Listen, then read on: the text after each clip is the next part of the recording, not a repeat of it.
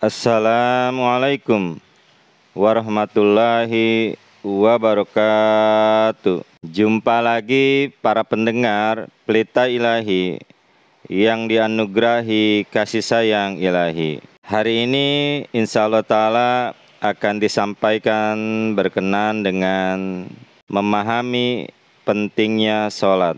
Perintah sholat yakni untuk kita beribadah kepada Allah Subhanahu wa Ta'ala banyak sekali di dalam Al-Quran Karim. Salah satunya adalah firman Allah Subhanahu wa Ta'ala yang berbunyi, A'udzu billahi minasyaitonir rajim. Innani anallahu la ilaha illa ana fa'budni wa aqimis sholata li dzikri. Yang artinya adalah sesungguhnya akulah Allah, tiada Tuhan selain daku, maka sembahlah hanya aku semata dan dirikanlah sholat untuk mengingatku. Hal ini terdapat di dalam surat Toha, surah 20 ayat yang ke-15. Jadi di dalam ayat ini Allah Subhanahu wa Ta'ala telah berfirman, fa'budni, ya, supaya kita menyembah Allah Subhanahu wa Ta'ala, wa aqimis sholat, dan juga mendirikan sholat. Untuk apa kita sholat?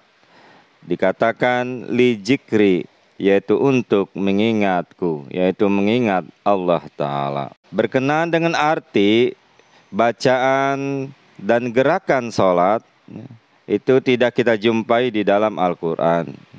Namun terdapat di dalam hadis-hadis Nabi besar Muhammad Rasulullah Sallallahu Alaihi Wasallam. Beliau Sallallahu Alaihi Wasallam bersabda, Shollu kama ra'aitumuni usolli, yang artinya adalah sholatlah kamu sebagaimana engkau melihat aku sholat. Hal ini terdapat di dalam hadis Bukhari atau di Bulughul Maram. Jadi berkenaan dengan pelaksanaan sholat, kita mencontoh apa yang telah dibaca dan apa yang telah dilakukan dari gerakan Rasulullah Shallallahu Alaihi Wasallam.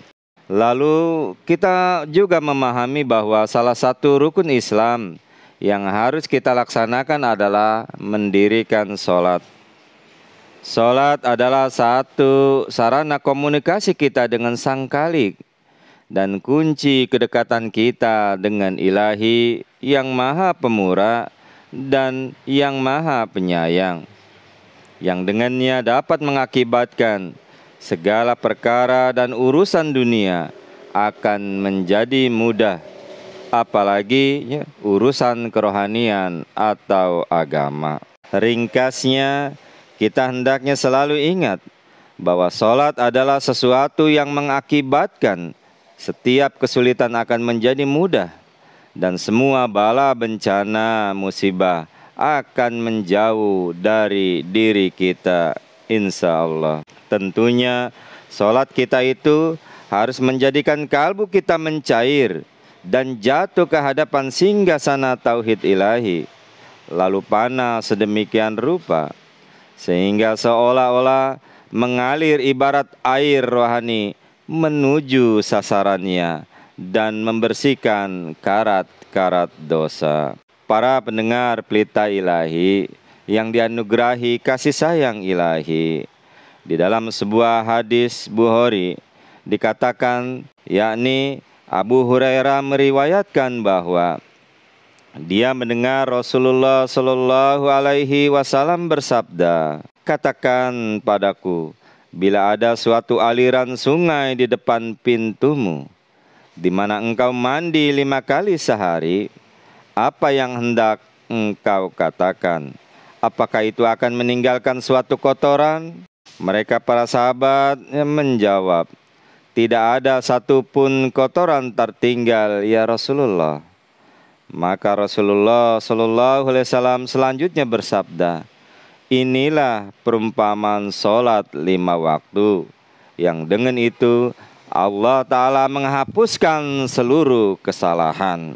Jadi oleh karena itu jangan sama sekali kita meninggalkan sholat 5 waktu yang merupakan kewajiban bagi kita semua orang-orang mukmin dan mukminat. Dalam keadaan apapun jangan sampai kita meninggalkannya. Sholat secara normal, kita qiyam, kita sujud, kita ruku, dan memberikan salam, dan lain-lainnya. Tatkala kita tidak mampu untuk melakukan sempurna seperti itu, kita lagi sakit misalnya, bisa kita dengan duduk. Dan tatkala duduk juga kita tidak bisa, kita berbaring. Di dalam berbaring sekalipun tidak bisa kita melakukan gerakan, bacalah dalam mulut dan kalbu kita. Namun jika semua itu sudah tidak bisa, tentunya kita akan disolatkan oleh orang-orang yang mengasihi kita. Para pendengar Pelita Ilahi yang dianugerahi kasih sayang ilahi, dan perlu diingat bahwa sholat itu harus kita jaga, sholat itu harus kita pelihara. Bukan berarti Tuhan itu membutuhkan kita, tidak, sama sekali tidak. Sedikit pun Tuhan tak membutuhkan sholat kita. Allah Ta'ala itu maha gani, Allah Ta'ala itu maha kaya, dan Tuhan maha berkecukupan, serta ilahi segala-galanya terhadap sekalian alam jagat raya ciptaannya. Kitalah manusia yang lemah, membutuhkannya agar melalui sholat kita mendapatkan kebaikan dari Allah yang maha pemurah, yang maha penyayang.